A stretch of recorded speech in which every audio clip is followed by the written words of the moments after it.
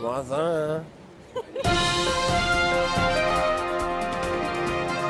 Hi, Andrew here. We're at the Metropolitan Opera in Lincoln Center about to see a new production of Rigoletto. It was written by Verdi and it's considered his first masterpiece of his mid to late career. Opera is so pretentious that they have that kind of level of precision in the discussion of the craft. This is a new production. It was debuted last year. It's based on a 1960s Las Vegas motif.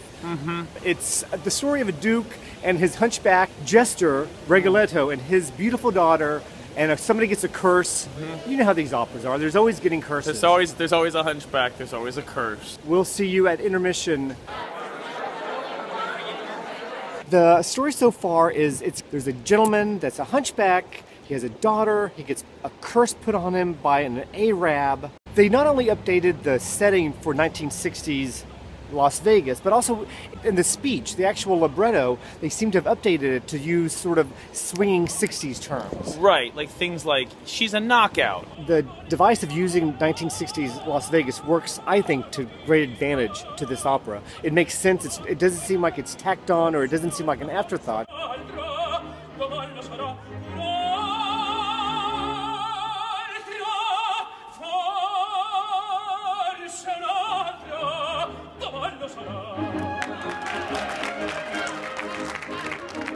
I think what really is shining through here is the music itself, the orchestra, and the singers. I find myself not even looking at the subtitles, but just listening to the actual music itself.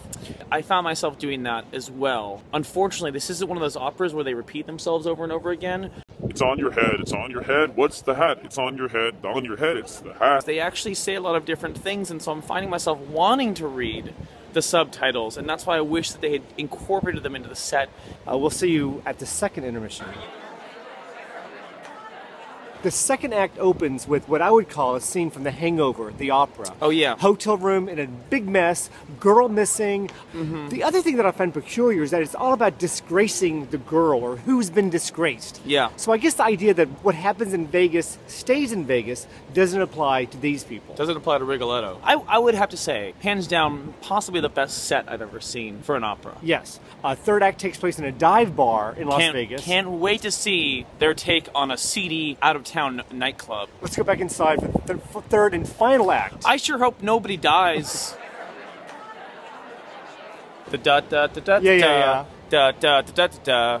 Yeah, na na na na. Here's the thing about opera. All the songs that are famous from operas are the short parts. And you really pepped up at that point. I did. I kind of sat up. I took note. That song, by the way, is the song that convinces our heroine that our hero is a good guy. Even though he's having sex with a prostitute, he's singing this song being like, women are crazy, they're totally bonkers, and she's like, you know what? I'm gonna die for him. This is a classic opera that's been upgraded with enough sex and drugs to appeal to a contemporary audience. Drugs as in cocaine, sex as in full on like no pasties nipples. I think all the blue-haired people just passed out when they did when she came on. I basically think this is a great introduction to opera. It's a classic opera. As someone who's not into opera, this would not be my first choice. I didn't hate it by any stretch, but I've seen other opera this season that bowled me over. For me, this is a pretty yellow light. Well, for me, this is a pretty green light. Oh. A green light and a yellow light. The new production of Rigoletto at the Metropolitan Opera.